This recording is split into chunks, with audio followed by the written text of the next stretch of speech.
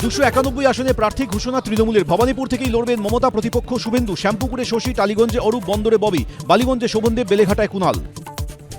নন্দীগ্রামের তৃণমূল প্রার্থী পবিত্র কর আজই বিজেপি ছেড়ে তৃণমূলে যোগদান। বালুরঘাটে অর্পিতা ঘোষ, রায়গঞ্জে কৃষ্ণকল্যাণী, সাগরদিঘিতে বায়রন বিশ্বাস, রেজিনগরে আতাউর রহমান, বনগাঁ উত্তরে মধুপর্ণা ঠাকুর।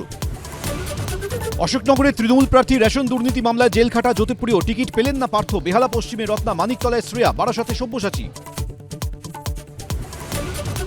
দমদম উত্তরে তৃণমূল প্রার্থী চন্দ্রিমা, বারাসাতে সব্যসাচী, ব্যারাকপুরে রাজ, বিধাননগরে সুজিত, কামারহাটিতে মদন, পান্ডুয়ায় সমীর চক্রবর্তী, নোয়াপাড়ায় ত্রিলঙ্কুর।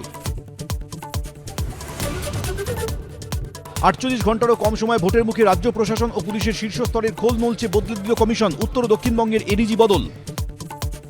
পুলিশ প্রশাসনে অপসারণ নিয়ে ফের কমিশনকে নিশানা মুখ্যমন্ত্রীর। ব্রিলিয়ান্ট খেলা খেলছেন, সব বাঙালি অফিসারদের বাদ দিয়ে দিয়েছেন। দাঙ্গা লাগিয়ে দেওয়া, এটা হচ্ছে ওদের প্ল্যান। দুদফায় ভোট, সেই হিংসার শঙ্কা। ভবানীপুরে মহারণ, বেজে গেল টঙ্কা। রাজপথে নেমে আসে অশান্তি বেলাগাম। বিজেপির বাস আর মন্ত্রীর বাড়িতে চুক্তিতক্ক। সন্ধ্যে 7টা।